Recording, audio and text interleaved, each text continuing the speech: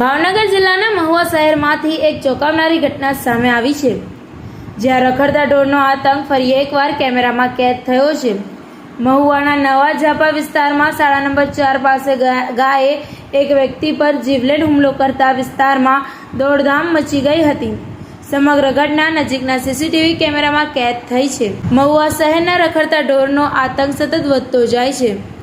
નવા ઝાપા વિસ્તારમાં આવેલી શાળા નંબર 4 નજીક એક ગાય અચાનક ઉશ્કેરાઈ ગઈ હતી અને રસ્તેથી પસાર થતા એક વ્યક્તિ પર હુમલો કર્યો હતો।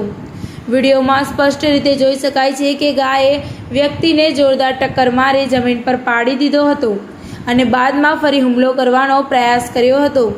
ઘટનાના સમયે આસપાસ હાજર સ્થાનિક લોકો તરત જ દોડી આવ્યા હતા અને ભારે મહેનત બાદ વ્યક્તિનો જીવ બચાવ્યો હતો।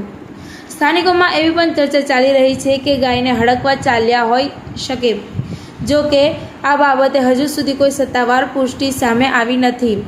આ સમગ્ર ઘટનાના સીસીટીવી ફૂટેજ સામે આવતા શહેરમાં ચકચાર મચી ગઈ છે।